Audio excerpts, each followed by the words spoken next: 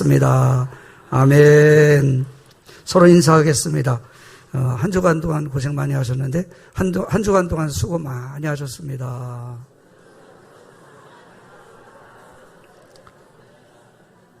네, 미리 사전에 인사할 사람 눈빛 교환을 하세요.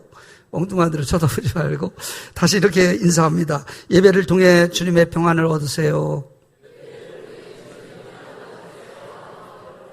아멘. 벌써 9월 달입니다. 9월은 창조주일이기도 합니다. 이제 피조의 세계 지금 신음하고 있는 이런 이때인데 우리가 다시 한번 하나님 창조질서 보존이라고 하는 큰 이런 사명감을 가지고 우리가 9월 한 달을 이렇게 출발을 했으면 좋겠습니다. 저는 우리 교회 성도들이 얼마나 자랑스럽고 또 감사한지 모릅니다. 요즘 목회하는 저를 행복하게 하고 또 힘을 주는 이런 일들이 있는데요. 지난주 제가 밖에 이렇게 나갔다가 들어오니까 우리 수요일 날 몇몇 집사님들이 모였어요. 그리고 그날 성경 읽기 통독하는 날이기도 한데 그래서 모여서 시장에 가서 노방전도를 열심히 이렇게 누가 시키지도 않았는데 자원해서 이렇게 하는 거예요. 이렇게 사비를 들여가지고 본인들이 전도 물품을 이렇게 사가지고 배즙을 박스로 이렇게 주문을 해가지고 나누어주면서 전도를 이렇게 하는 것입니다. 이것만이 아니라 사실은 몇 차례 이렇게 묵묵히 하고 있습니다. 왜 이렇게 하게 되었는지 물어보니까 주님의 은혜가 감사해서 뭐라도 해야 될 것 같아서 그래도 영혼을 구원하는 거 주님이 가장 기뻐하시는 일이기 때문에 이 일을 이렇게 하게 되었다고 이렇게 말을 했습니다.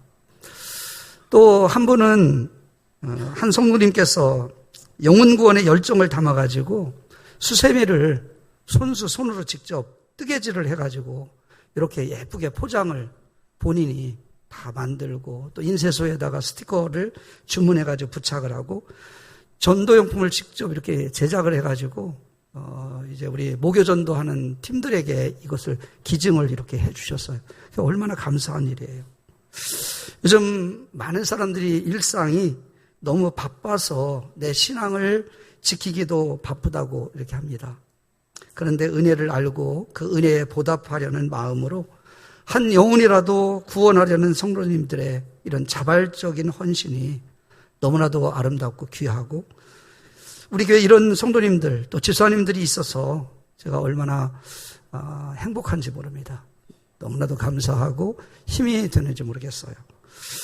저는 오늘 여러분들과 함께 그 본문에 있는 말씀을 가지고 사랑 안에 거하는 자에 대해서 하나님 말씀을 한번 나누려고 합니다. 한번 따라서 한번 해보겠습니다. 사랑 안에 거하는 자, 하나님 사랑 안에 거하는 자. 네. 여러분 사랑이라고 하는 것은 기독교 신앙에 있어서 전부를 표현하는 말이지 않습니까? 고린도전서 13장에도 맨 마지막 13절에 믿음, 소망, 사랑 그것은 항상 있지만 그중에 제일은 사랑이다. 사랑이라고 하는 것은 기독교 신앙의 주제에 있어서 전부를 표현해 주는 말이라고 이렇게 말을 해도 과언은 아닙니다. 그래서 많이 사용하고 있습니다. 많이 듣습니다. 흔하게 사용되다 보니까 또 약점도 있는 것 같아요. 그게 뭐냐면 실천적이지 못할 때가 있습니다. 그냥 다 알아. 다 흔하게 이렇게 사용하다 보니까 다 그렇게 살아가는 줄 우리가 알고 있는 거. 이런 약점이 좀 있는 것 같아요. 어느 교회 목사님이 많은 어려움이 있는 교회에 부임을 했습니다. 모든 교인이 부임 첫 주일부터 목사님 설교를 기대하면서 귀를 기울였다고 합니다. 목사님 설교는 새로운 것이 아니었습니다. 그냥 평소에 잘 알고 있는 너무나도 평범한 서로 여러분 사랑하십시오.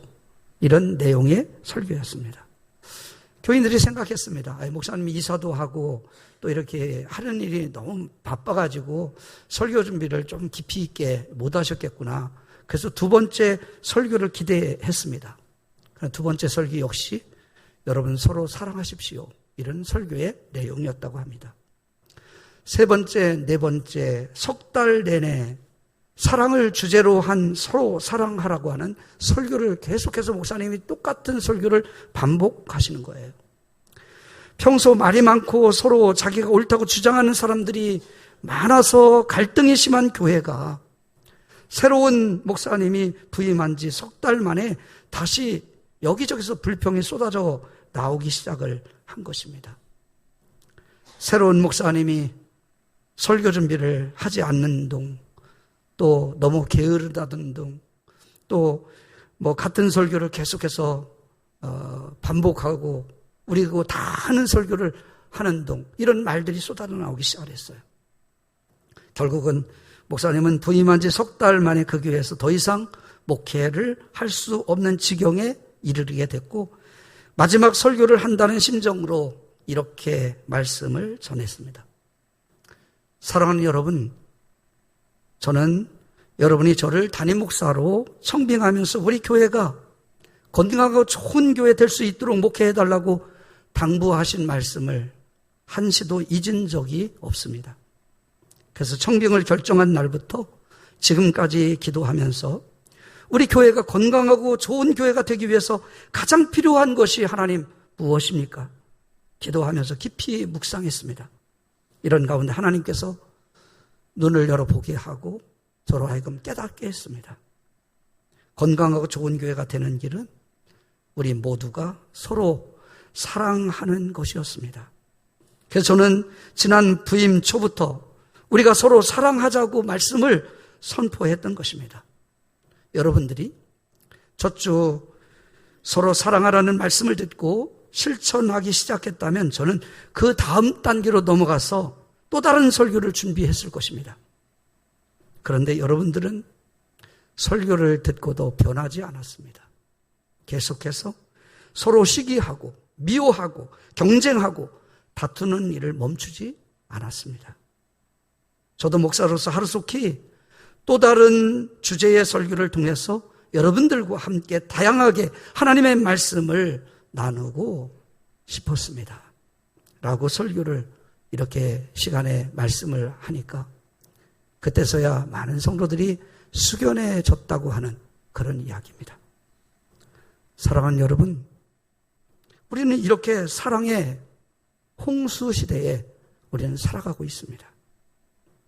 하나님 사랑 안에 거하는 자로서 우리가 정말 삶을 통해서 살아내는데 미흡하고 부족한 점이 많이 있습니다.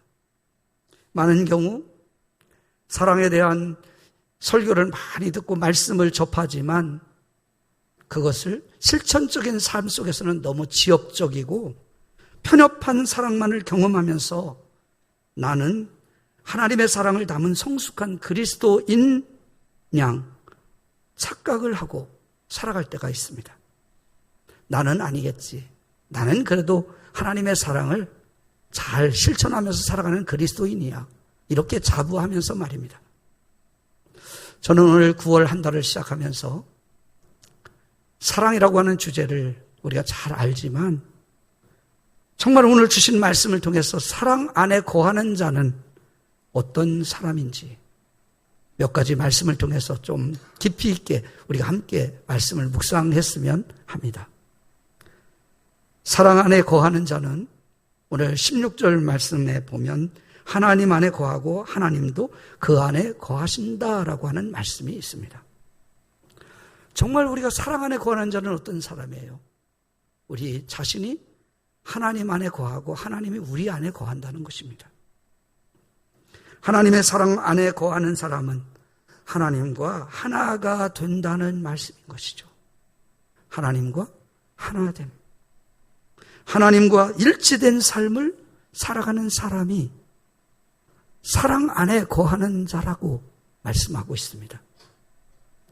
하나님의 사랑 안에 거하는 자의 삶은 하나님과 연합을 드러내는 삶입니다. 주님과 연합해서 나는 일치된 삶을 살아내는 것, 그것이 사랑 안에 거하는 자의 모습이라는 것입니다. 이것은 어떻게 여러분 표현될까요? 내가 예수 믿고 신앙생활하면서 사랑 안에 거하는 자예요. 하나님과 연합되어 있어요. 그러면 이것이 이웃을 사랑하는 것으로, 지금 피조의 세계가 신음하고 있는 이때에 하나님이 창조하신 창조의 세계, 피조물도 아끼고 사랑하고 존중해주는 이런 마음으로 표현되어져 간다는 거예요. 당연히. 지금의 문제점은 하나님의 사랑 안에 거하는 자가 많이 없다는 것입니다. 그러다 보니까 상처받고 아파하는 피조의 세계가 늘어나고 있습니다. 기후위기의 시대를 맞이해서 직접 우리는 지난 여름 경험을 피부로 하지 않습니까? 인간의 생명이 위협을 받고 있는 이 환경, 여기에 우리는 노출되어 있습니다. 그만큼 하나님께서 창조하신 피조의 세계가 심각하게 파괴되고 있다고 하는 증거입니다. 회복되고 이 일이 치유되는 길은 하나님의 사랑 안에 거하는 사람이 많이 세워지는 것입니다. 로마서 8장 19절 말씀에도 그런 말씀을 하죠. 피조물이 신음하고 있는 이때에 피조물이 고대하는 바는 하나님의 아들들이 나타나는 것이다. 하나님의 자녀들이 많이 나타날 때 신음하는 이 피조의 세계가 새롭게 회복되고 희망이 있기 때문에 하나님이 창조하신 피조의 세계가 하나님의 자녀들이 많이 세워지기를 기대하고 있다는 것입니다. 우리 모두 하나님의 사랑 안에 거하기를 힘쓰는 성도가 되기를 바랍니다. 그래서 우리 모두가 하나님 안에 거하고 하나님도 여러분 안에 거하는 그러한 축복이 여러분의 삶 가운데 임할 수 있기를 주의 이름으로 축원합니다. 두 번째 사랑 안에 거하는 자는 17절 말씀해 보니까 사랑이 우리에게 온전히 이루어진다는 것, 하나님의 사랑이 우리 안에 완성된다는 이런 표현을 17절 말씀에는 하고 있습니다. 여러분, 사랑 안에 거하는 자는 바로 사랑이 우리 안에서 하나님의 사랑이 온전히 이루어지는 거예요. 완성이 되어져 간다는 거예요. 점점 더. 그러다 보니까 어때요? 세상이 두렵지 않아. 심판의 날에도 우리가 담대해질 수 있다라고 하는 그런 말씀입니다. 사랑 안에 거하는 자는 심판의 날에 담대함을 가지게 된다 하는 것입니다. 오늘 사랑 안에 거하는 자는 사랑이 우리 안에서 온전히 이루어지고 점점 더 완성되어져 간다. 이 뜻이 여러분 무슨 뜻이겠습니까? 예수 믿는 우리의 성품이 하나님의 사랑의 본성과 점점 닮아가고 일치되어 간다 하는 것입니다. 여러분, 많은 사람들이죠. 예수 닮게 해달라고. 예수님의 인격, 예수님의 성품, 예수님의 삶을 나도 닮게 해달라고. 이렇게 여러분 기도하잖아요. 이렇게 말을 하잖아요. 바로 그것입니다. 우리가 사랑 안에 거하는 자는 바로 점점 예수님의 성품을 닮아가고 거기에 일치되어 간다는 것입니다. 그것이 우리의 삶을 통해서 우리를 당당하고 담대하게 세워져 간다는 것입니다. 사랑하는 여러분, 사랑 안에 거하는 사람이 되어져서 세상에서도 주눅들지 않고 두려워하지 아니하고 언제나 담대하게 세워지는 이 자리에 오신 여러분 모두가 되시기를 주님의 이름으로 축원합니다. 당당하게 세워지고 또 심판을 두려워하지 아니하고 여러분 심판 앞에서도 당당할 수 있는 그런 신앙생활이 되어지는 우리 모두가 될 수 있기를 예수님의 이름으로 축원합니다. 세 번째로 사랑 안에 거하는 자는 오늘 말씀해 보니까 이렇게 18절에 말씀하고 있어요. 사랑 안에 두려움이 없고 온전한 사랑이 두려움을 내쫓나니. 여기 보니까 사랑 안에 거하는 자는 두려움이 없대요. 그리고 두려움을 더 적극적으로 몰아내고 내쫓는다는 거예요. 여러분, 최근에 육신의 질병 가운데 가장 무서운 병이 암이라고 그러잖아요. 암. 근데 암의 발병 원인을 보니까요, 사람이 받는 스트레스예요. 상처, 마음의 상처, 이런 것에서 거의 암이 발병하게 되는 70%를 넘기고 있습니다. 심리학자들은 이 마음의 상처를 받으면 4가지 증상이 생긴다고 말을 합니다. 그 첫 번째 증상이 두려운 마음이에요. 두려운 마음. 여러분, 우리가 이 상처 또는 이것이 죄가 유발하는 것, 이런 것들이 이제 두려움인데, 이 두려움이 생기게 되면 어때요? 불안해요. 염려, 근심이 내 안에 자리 잡게 되어져요. 이런 것이 여러분, 하와가 범죄했을 때, 범죄하고 하나님께 죄를 지고 하나님과의 관계가 멀어지게 되니까 두려움이 어떻게 됐어요? 하나님의 음성을 듣고도 모르는 채하고 숨었잖아요. 피하고. 이런 것입니다. 염려와 불안, 이런 거. 여러분, 혹시 요즘 왠지 모르게 자꾸 그냥 아무런 일도 일어나지 않는데 마음이 불안해. 두려움이 내 안에 사로잡고 있는 거예요. 이것이 죄악과 또는 내 마음의 여러분 마음의 상처들로 이런 것들을 우리에게 가져다 준다 하는 거예요. 또 마음의 상처를 입게 되어지면 심리학자들은 두 번째 분노심이 생긴다는 거예요. 우리 안에 분노가 생긴다는 거예요. 분노. 그래서 여러분 한번 우리 자신을 돌아보세요. 내 안에 왠지 분노가 있어요. 분노가. 그러면 이것이 어떻게 우리의 생활 속에 나타나게 되냐면 사람을 그렇게 미워해요. 시기해요. 질투하고 또 반항심이 있어요. 이렇게 생겨진다는 거예요. 그리고 패배의식에 사로잡힌다는 것입니다. 좌절하고 또 왠지 모르게 그래서 늘 그러잖아요. 내가 특별히 잘못한 것도 없어. 그런데 늘 먼저 죄송해요. 예. 패배의식에 사로잡혀요.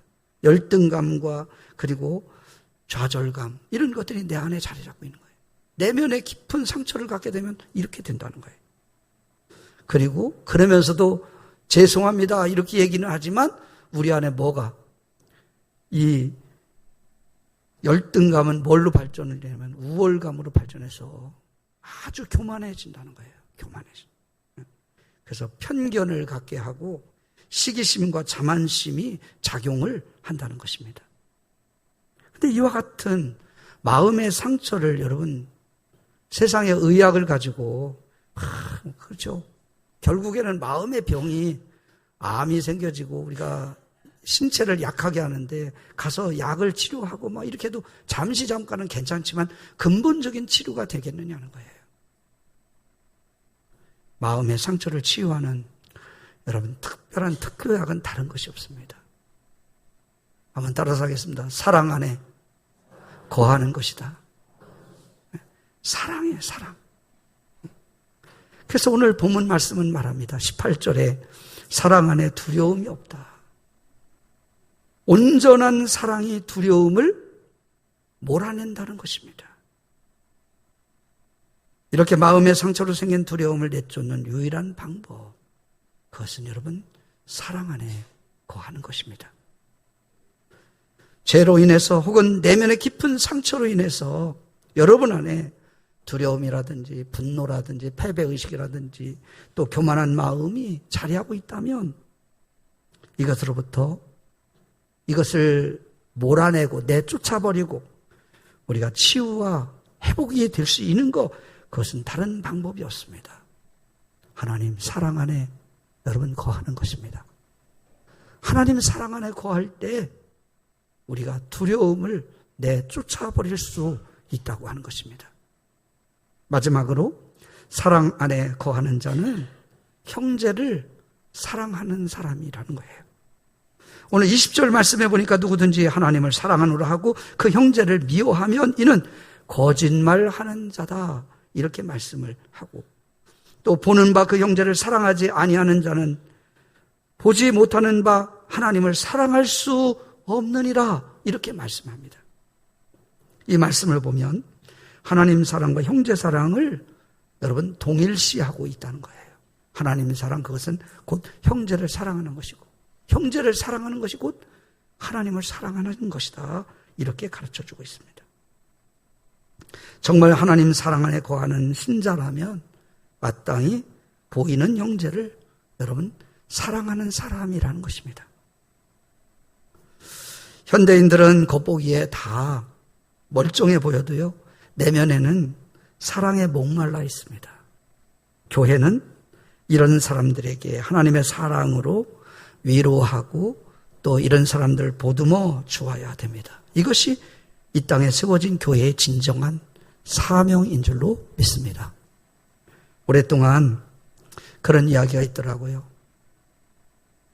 오랫동안 남편이 하는 일마다 못마땅한 아내가 있습니다. 아내가 있어요. 그래서 별별 방법으로 교회로 인도해 보았지만 소용이 없는 거예요. 너무나도 속이 상한 이 아내가 하나님께 이렇게 탄식했습니다. 하나님이 정말 살아계시다면 제 남편에게 관심 좀 조금만 가져주세요.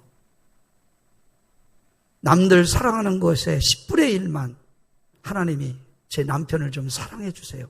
그러면 우리 남편을 제가 변화시켜 볼게요.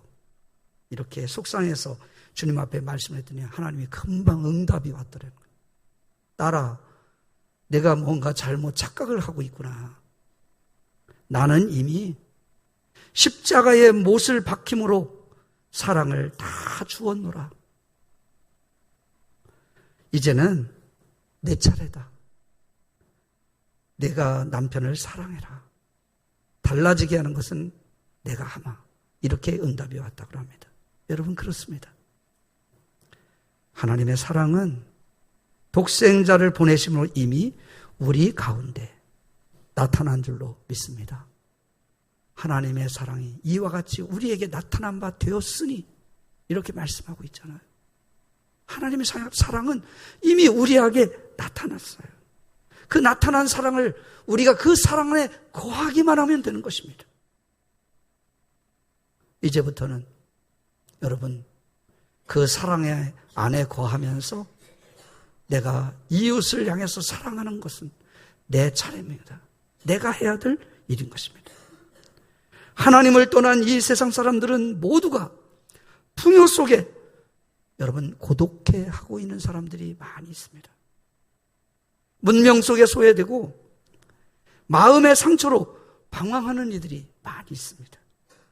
이 세상의 그 무엇으로 채울 수 없는 기쁨과 인간의 행복을 이제부터는 여러분들이 하나님의 사랑 안에 거하면서 우리가 고난받고 또 고통스러워하고 상처 속에 방황하는 이들을 여러분 보듬어주고 또 사랑으로 먼저 손을 내밀어주는 이런 선한 사마리아 사람이 되어지는 그러한 믿음의 성도들이 되어질 수 있기를 바랍니다.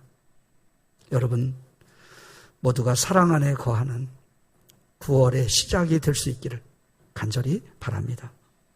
그러면 전능하신 하나님과 일치된 삶을 통해서 심판날에도 담대함을 여러분은 가지게 될 것입니다. 두려움이 없고 더 적극적으로 두려움을 내쫓는 사람이 될 것입니다. 그리고 보이는 형제와 아파하는 신음하는 피조의 세계를 사랑하는 그러한 성도가 될 것입니다. 이것은 하나님께서 기대하시고 찾는 사람의 모습인 것입니다. 나는 우리 초대교회 믿음의 가족들이 하나님의 사랑 안에 거하기를 힘쓰는 이런 가운데 9월을 시작하고 달려가는 저와 여러분 모두가 될 수 있기를 예수님의 이름으로 축원합니다. 기도하겠습니다. 하나님 아버지, 주신 생명의 말씀처럼 우리가 사랑 안에 거하는 사람 되게 하여 주옵소서. 그래서 하나님과 연합하는 신비를 경험하게 하시고 사랑의 능력으로 세상을 담대하게 살아가게 하여 주옵소서. 두려움이 없게 하시고 오히려 두려움을 내쫓는 인생을 살게 하여 주옵소서. 원수된 우리를 십자가로 사랑하신 예수 그리스도를 본받아 우리도 눈에 보이는 형제와 피조물을 사랑하고 아끼고 보듬는 청지기적 삶을 사는 참되고 책임 있는 그리스도인들이 다 되게 하여 주옵소서. 예수님의 이름으로 감사하며 기도드리옵나이다. 아멘.